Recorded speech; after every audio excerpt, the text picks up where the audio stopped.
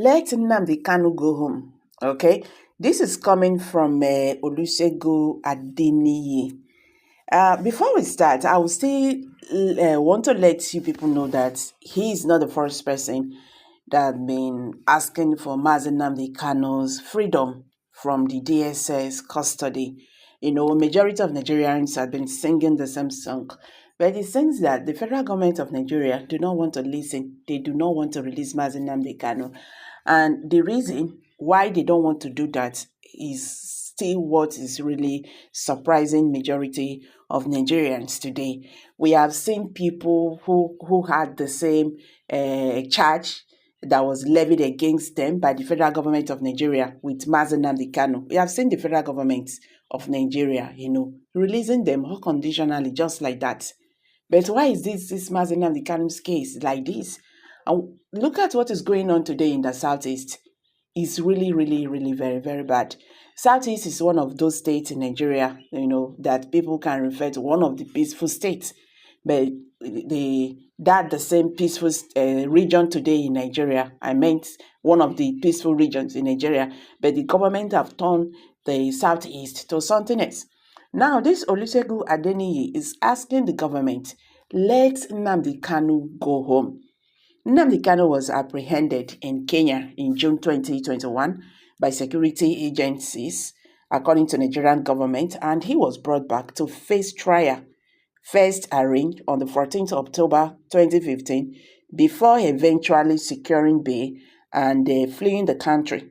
And this one based on the government attacked him in his home. The Nigerian army invaded his home at midnight, and 28 persons just go like that. And that was what led to his parents' death. Okay, that one go like that. The leader of the indigenous people of Biafra was slammed with an 11-count charge bordering on terrorism, treasonable felony, managing an unlawful society, publication of defamatory matter. I know that one now. That one against the former president Muhammadu Buhari. And they also charge him of illegal possession of firearms and the improper importation of goods. Kanu was also accused of inciting violence through television, radio, and online broadcast that resulted in the loss of lives and property of civilians. Military, parliamentary, police force, as well as the destruction of civil institutions and symbols of authority in the Southeast.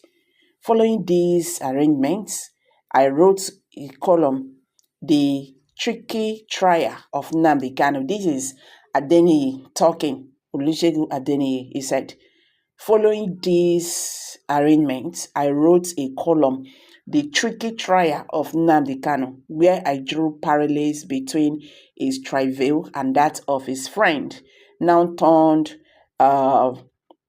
for Asari Dokubo, okay, who was charged with similar offenses under President Olusegun Obasanjo, because some people cannot differentiate between Biafra and the Igbos. Kanu has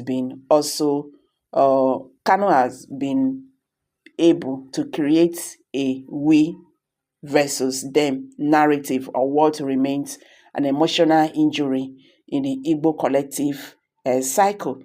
I wrote before reaffirming the point I made in my first October 2017 platform, Nigeria presentation, A Nation on the Edge. Which way Nigeria?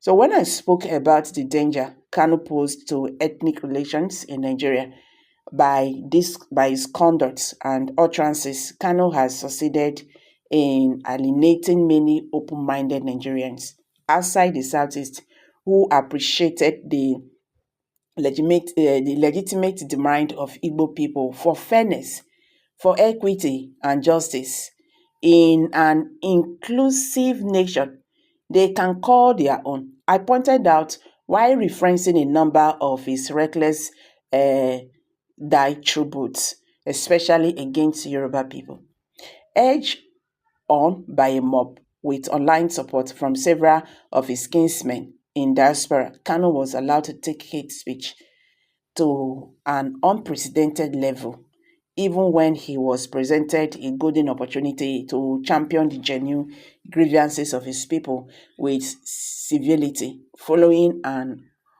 ill-advised treason trial that catapulted him into national limelight and prominence.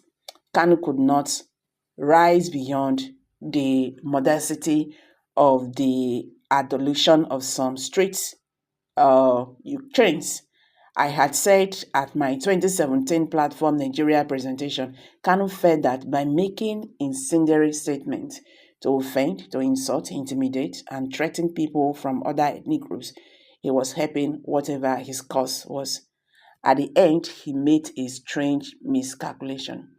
Given the foregoing and other interventions, I cannot by any stretch of imagination be described as a fan of Kanu. In fact, in my first column in November 2015, The Man from Biafra, I made that very clear. But I also cannot deny that Kanu is a huge factor in Nigerian politics today, or pretend that his continued detention is helpful in the circumstances in which we found ourselves. I am delighted that many critical stakeholders are gradually waking up to that reality. Okay.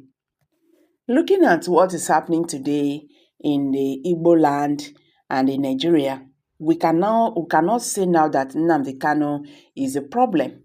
You understand? So the federal government of Nigeria, led by President Bola Ahmed Tinubu, should let Kanu go home and allow peace to reign in the southeast and Nigeria as a whole. So guys, this one they come from one Olusegun Adeniyi. Okay, he has asked President Bola Ahmed Tinubu, led Nigerian government to let Mazi Nnamdi Kanu go home. Make I drop am for here. How na see this matter? Share your thoughts below the comment section. Don't forget to give us a thumbs up. I beg, subscribe to this channel if you have not. Thank you and bye for now.